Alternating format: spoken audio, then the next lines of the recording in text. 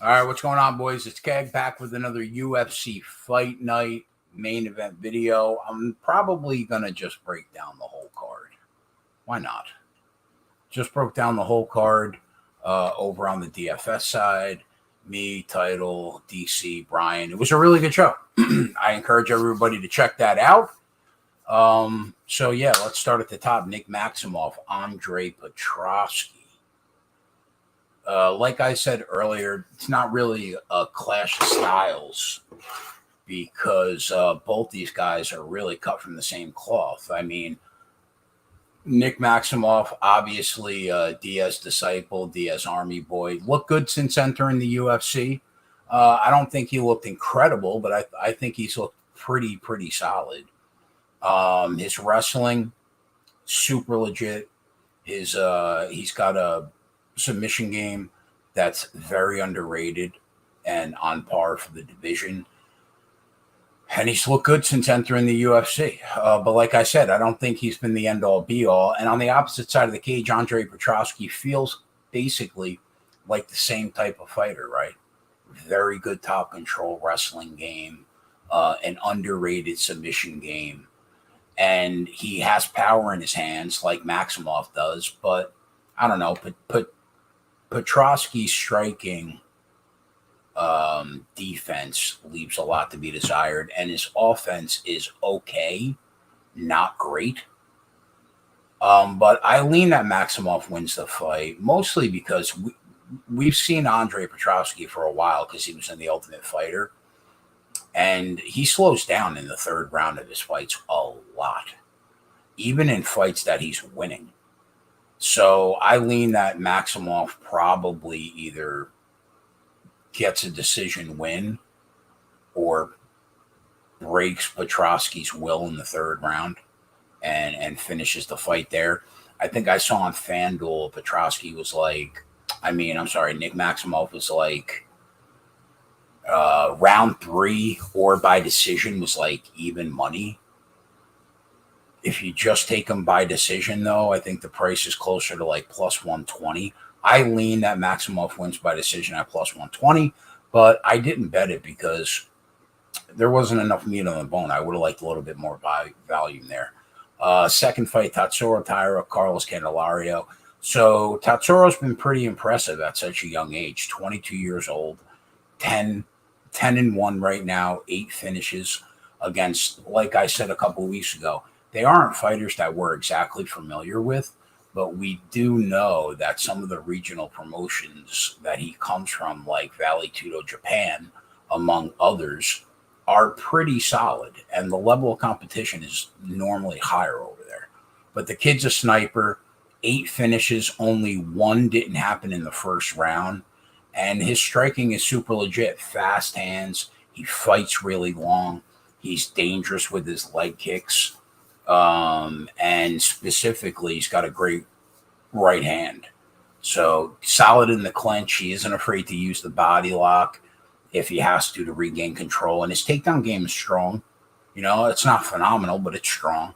I think he has an underrated submission game, and he's got a gas tank for days, the kid. So I like what I've seen from Tatsuro. Candelario obviously steps in to make his UFC debut, although he has fought on the Contender Series before. Also a solid fighter. And he tends to throw more punches in bunches than Tatsuro does. He also has nice timing on his level change from the tape that I've seen. And he looks a little better in scrambles. 2 weeks ago when they were supposed to fight, the line opened minus 260. I think Candelario's taking a little bit of money. Well, right now on DK, Tatsuro Tyra, minus 250. So it's about right. Initially, I had leaned over 2.5 rounds. I was saying on the DFS show. But after thinking about it, if I was going to bet the fight, the play would probably be the under 2.5 rounds at plus 110. But aside from that, I don't see anything I really like here. And if I'm being honest, I'll probably avoid this fight altogether. All right. Verna Genji Doba against Angie Hill. Keg's a big, big, big Angie Hill guy. Angie Hill gets a bad rap. She's been a top 10 talent in this division for half a decade. And I don't know why, but she tends to lose really close split decisions that she has no business losing. She has been on the awful end of some horrific decisions. So her record basically says that she's a 500 fighter. She is not. She is so much better than a 500 fighter. I think her striking's legit. She throws a ton of volume. She uses the clinch to throw knees very well. Her punches are stiff for the division, and we know that she's got cardio for days. I can't really take much away from Verna Genji Doba either, even though she got one eyeball. She's solid, man. So I do think that she's beatable here, and she shouldn't be a -$2 favorite against Angie Hill. Initially, I thought that Verna was going to be sub or bust, but especially because of the volume that Hill throws. But I don't know, man. Angie always throws a lot of volume, and she always finds herself in close fights. So I do think that if Verna gets her down, she has a good chance to submit her. But we've seen Angie survive on the ground before. So if Verna gets some ground control and Angie Hill wins the striking exchanges, all that equals an ugly split decision. That's what that equals. And that's the sharpest angle in the fight. Fight to end by split or majority decision at plus 425. Like I said, for whatever reason, the judges call these Angela Hill fights extremely close. And I don't see how you could think this will be any different unless you think that Verna is going to get the submission, which I guess is possible. But if you're looking for value on the Angie side, I would definitely say it's probably the decision prop plus 220. If you're looking for value on Verna Genji Doba's side, I would say it's probably by submission at plus 275. For me, if you're going to give me this plus money price, I have to lean with Angela Hill at plus 160. But my favorite bet by a mile is that this fight ends by split decision at 4.5 to 1 or plus 425.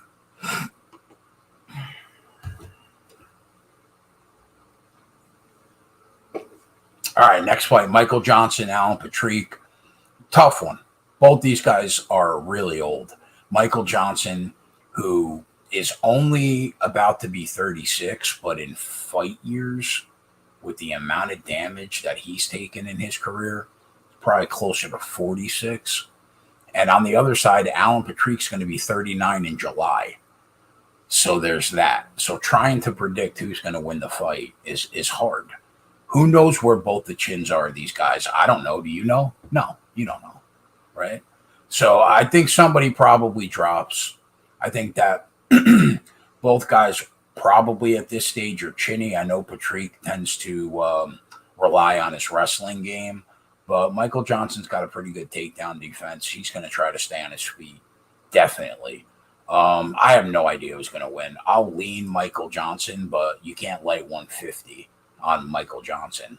So I think that you just fade two old fighters rather than trying to figure out who is less dusty than the other, right? So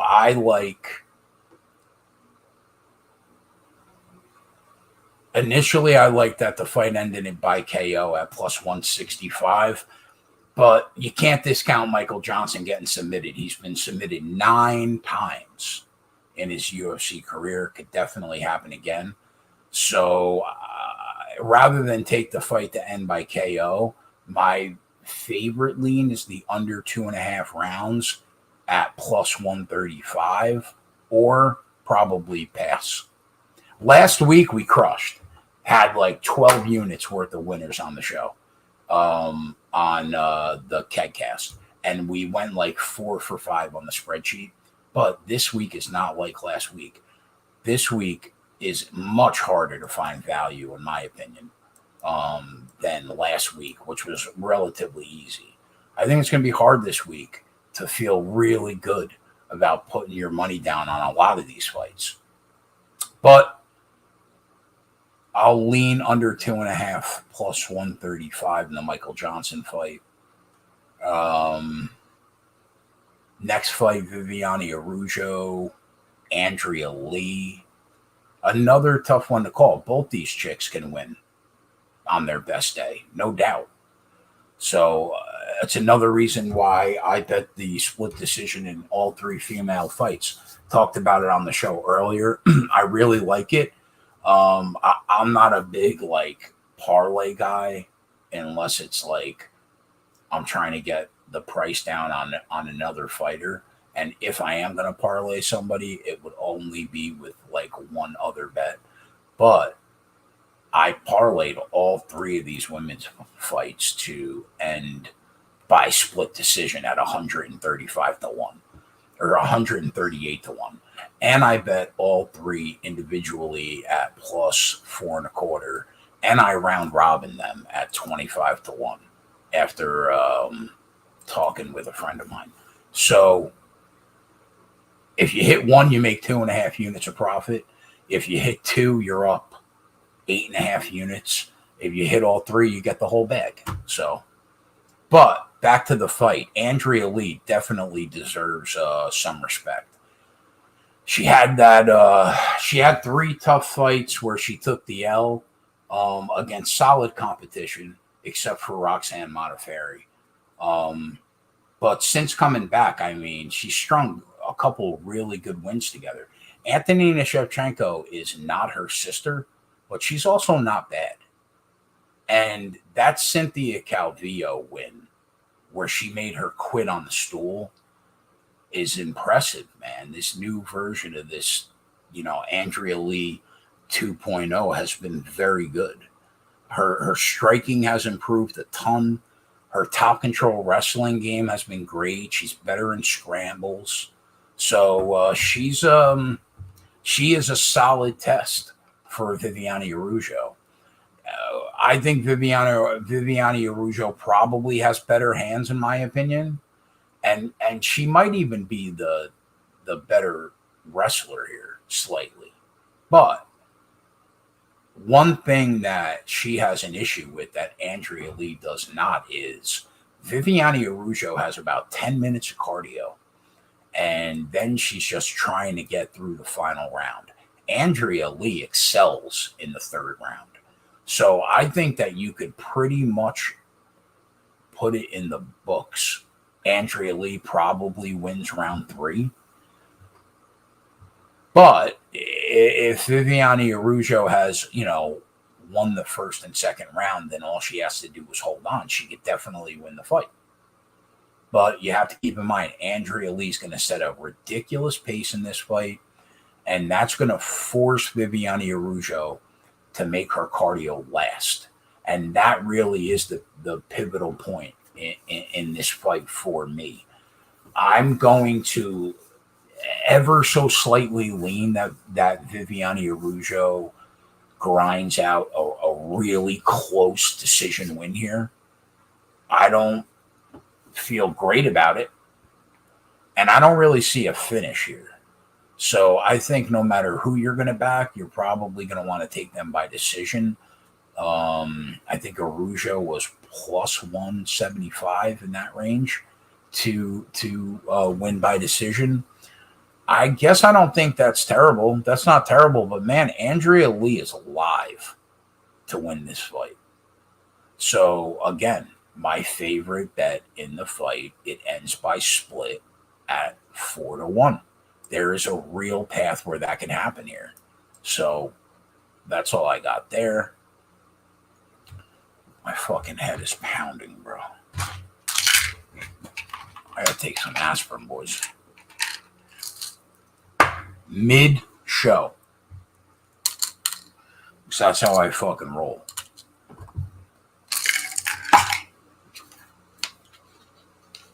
We take the medicine mid-show.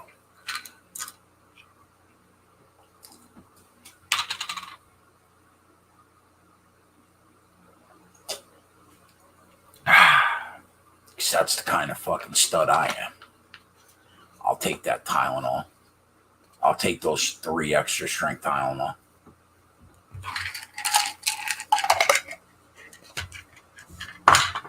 All right, Jake Hadley, Alan Nascimento. Tough fight. Another really tough fight.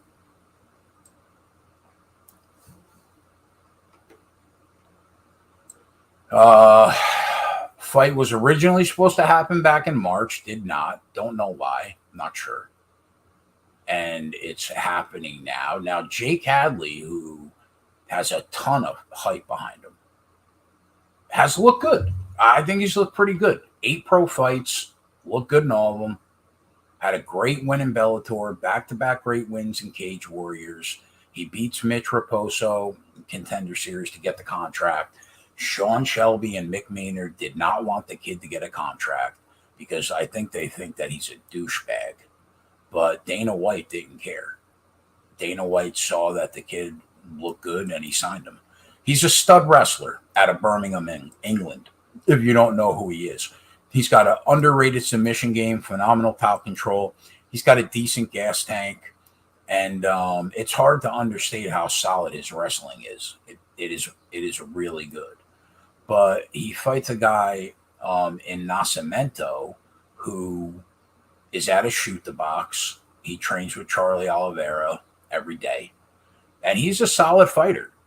He's got a black belt submission game like they pretty much all do at shoot the box. I think that both guys are pretty close where the striking is concerned. Neither fighter really has a big edge to me. I do respect Jake Hadley, but I was close to taking the stab at plus 180 on the dog because, like Title was talking about this in the DFS vid, you cannot fault Nascimento for losing 2 split decision losses against Tagir Ulanbekov, who everybody think will be a top 5 stud, and Julian Paiva, who is really good, really underrated, has a win over Kyler Phillips. Those are 2. I think he has a win. Actually, let me check that front. I start talking shit. Let's check that, right? We want to be accurate here. It's what we do.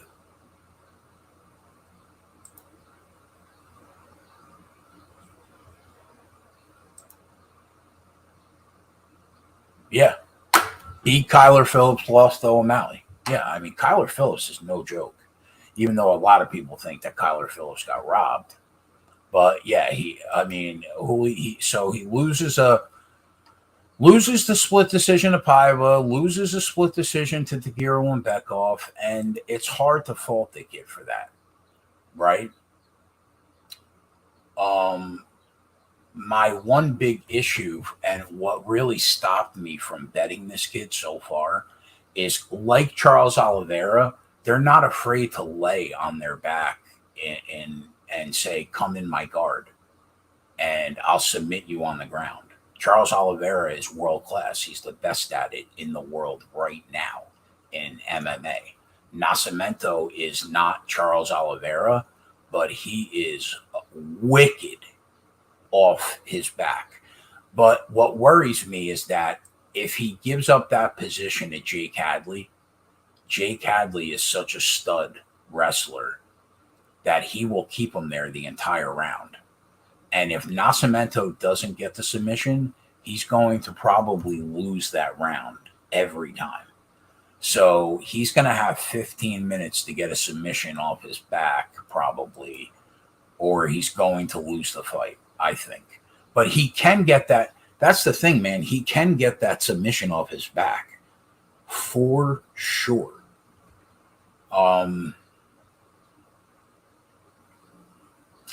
Will it happen? I don't know. I have not bet the fight at all yet. But for the people that are looking to take Hadley, I would say take him by decision at plus 110. I think that's probably your best option. And for the people looking at back Nascimento, taking him by submission at, I think, 4.5 to 1. Let me check that. Yeah. Nascimento submission is 4.5 to 1. So, I mean, I don't even mind taking them both and hoping for the submission. You don't want to middle yourself. That would suck. But I do think that both have pretty clear routes to happening. But I'm probably going to pass the fight. Frank Camacho, Manuel Torres.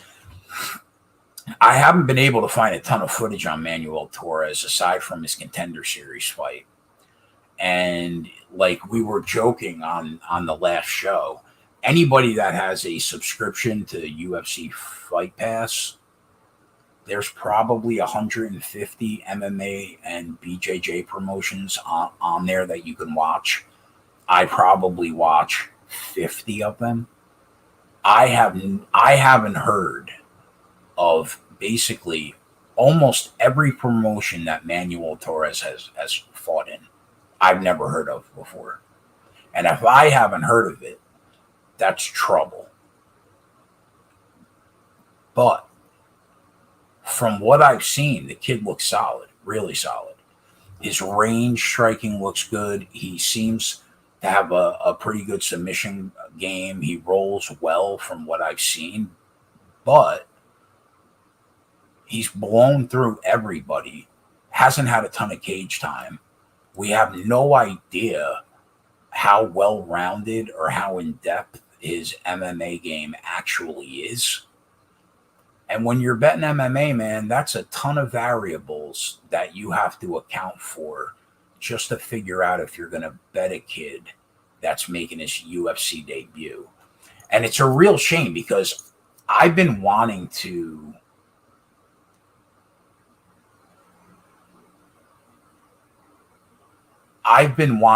fade Frank Camacho for a year and a half. His chin's gone. The last couple fights, I mean, he's been knocked out 5 or 6 times. I really think that Torres is going to knock Frank Camacho out, but I can't in good conscience bet him until I'm watching the fight. So how I'm going to approach it is I am going to be paying close attention to the very beginning of this fight because one of these guys is minus 105, the other guy's minus 120. So I think that the odds will be relatively close unless, Torres beats him in the first minute of the first round. Could it happen? I guess. But I'm going to try to get on this kid, but I want to first see if he has what it takes to beat Camacho. I'm not going to know until I'm actually watching. But yeah, I will be preparing to hop on this kid fast if I like what I see and I think that he's going to knock Frank Camacho out. So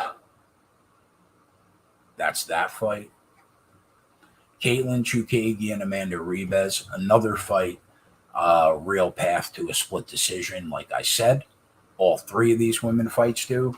Amanda Ribas steps up in weight. She's been chinny lately, but that was when she was 10 pounds lighter. Hopefully the 10 pounds help her chin at least recover a little bit more.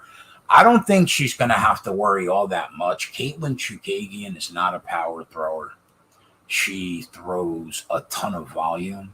So Chukagian will just pitter-patter you to death. She's not going to knock you out. So I wouldn't have any concerns about Amanda Ribas' chin here. But if I'm breaking the fight down, right,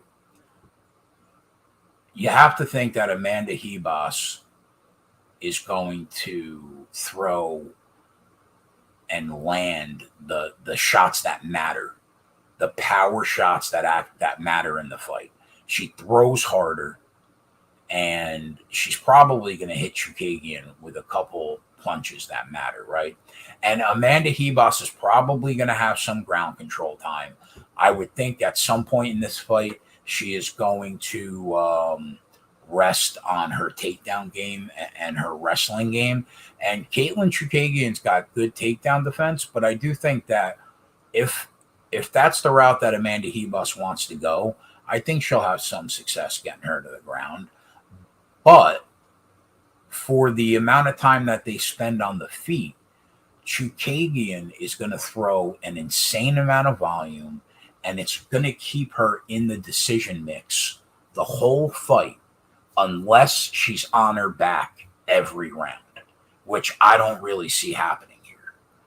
So earlier in the week, I was picking Amanda Ribas, but I think I'm going to pick Caitlin Chookagian to win. I would never bet her at minus 170. This is definitely a dog spot because the price on Amanda Ribas at plus 150 is solid. But I think they're in the apex, right? It's going to be quiet. You're going to hear Caitlin Chookagian hutting every time she throws a punch, about 150 times in that fight. And I think she's going to win a split decision is what I think is going to happen. And like I said, we'll be on it at plus 425 because it feels like that kind of night to me. But yeah, I'll pick Chookagian, but dog or pass. The one bet I will have, fight ends by split. Davy Grant, Louis Smolka. I've never really been a huge Louis Smolka guy. Like, even when he had a nice win streak going, I just never really liked Louis Smolka. I didn't think he did anything all that well, other than he's got a nice grappling game. And he used to have a chin that never cracked. But it did crack badly in his last fight. So I think he's a tough guy. His striking defense is pretty bad, though, and he's really hittable in the pocket. And like most fights for Smolka, his biggest edge will be on the ground, and especially in scrambles. But I've never been impressed with his striking game, and his performance against Vince Morales was awful. I mean, Morales just deaded him badly. So the chin has cracked, and I think that Davy Grant is going to crack that chin again. I feel in terms of Louis Smolka, his stock is on the decline for me. In terms of Davy Grant, even though he's had back-to-back losses, his stock's on the rise, man. I like what I've seen from Davy Grant a lot lately. Looks solid in his last 3 fights. He had a great win against Jonathan Martinez. He comes back. He fights a fucking war against Marlon Vera. He ends up losing, but he had nothing to be ashamed of. A split decision loss. And then loses another split decision to one of my favorite prospects in the UFC, Adrian Yanez, who is an absolute beast. But again, Davy Grant had a pretty solid account of himself. So despite the record, I feel much better where Grant is right now than where Smolka is. But here's the rub. In all those fights where Grant looked great but lost, he was in that plus 220 to plus 260 range. Now he's a $3 favorite. And that changes a lot, right? So I'm gonna pick Grant to get it done here by KO. But there isn't a lot of value just taking Davy Grant to win by KO. Checking the price right now.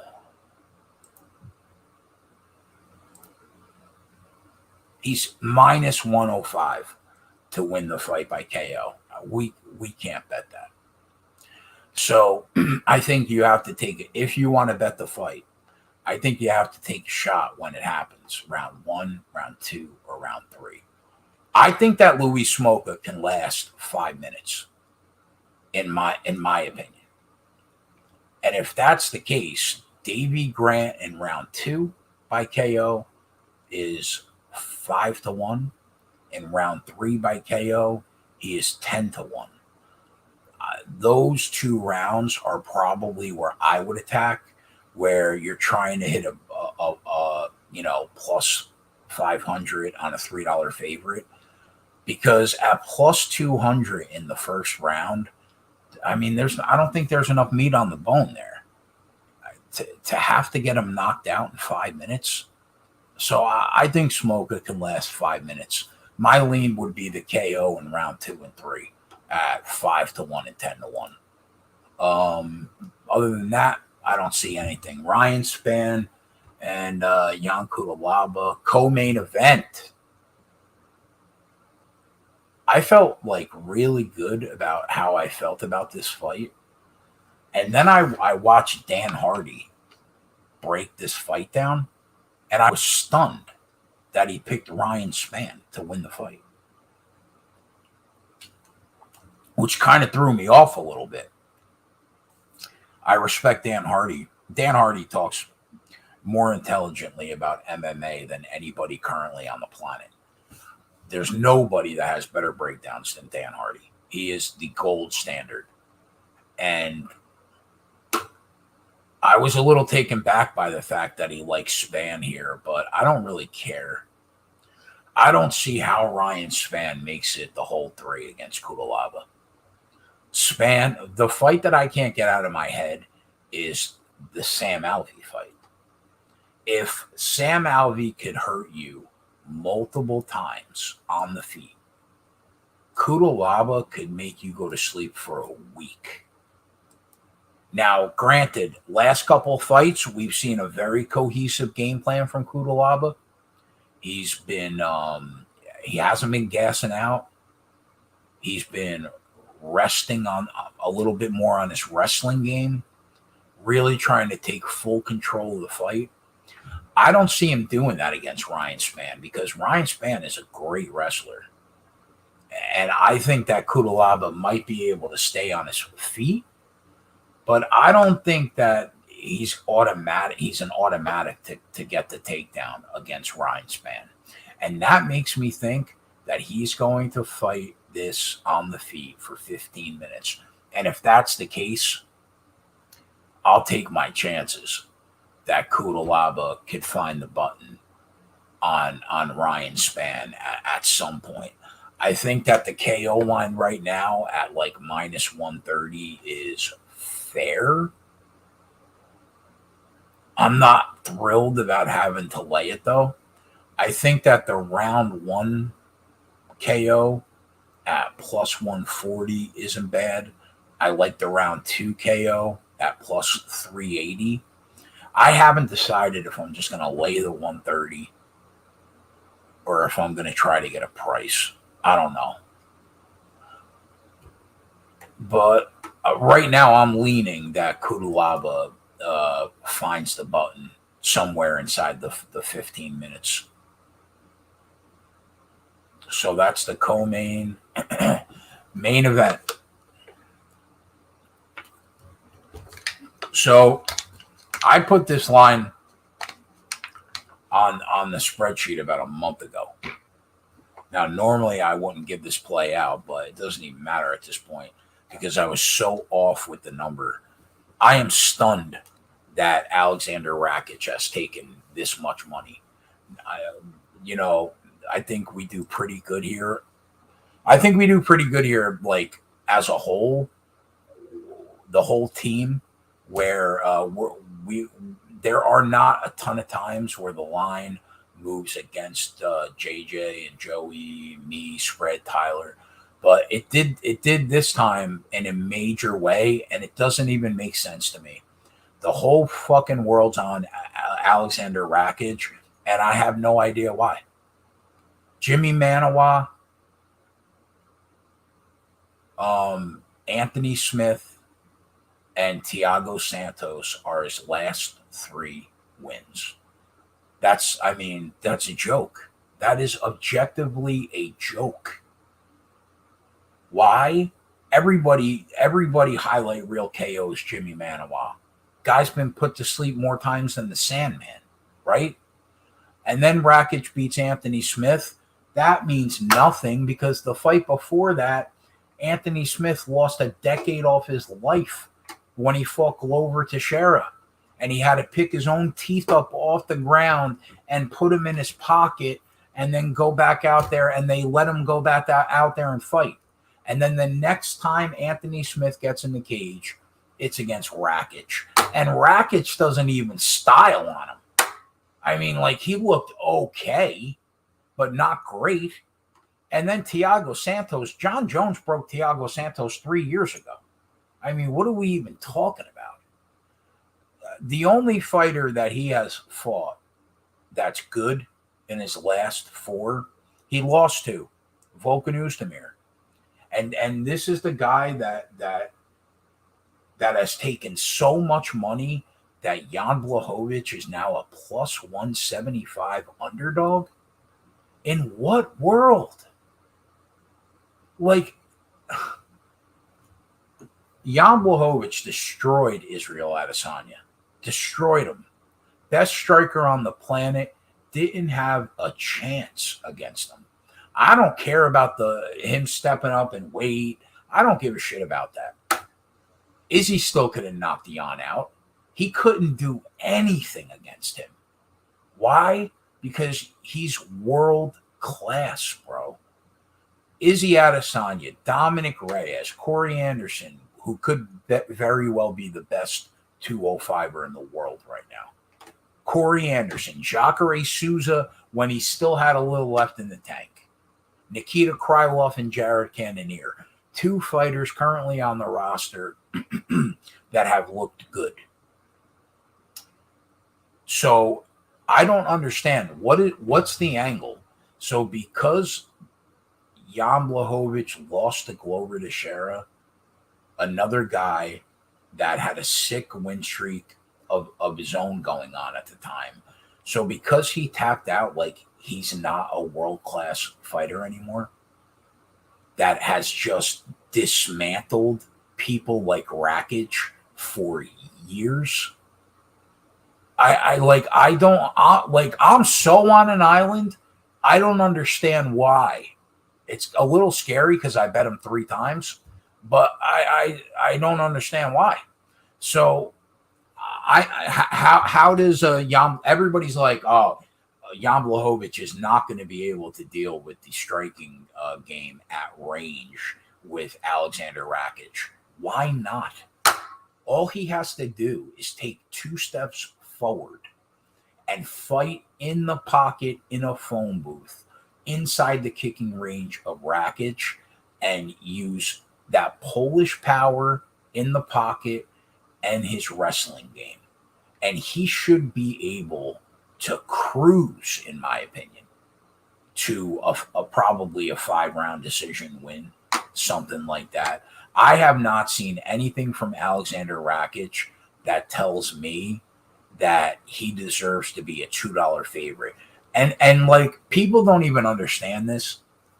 They're like, bro, why would you bet somebody that you didn't think was going to win the fight?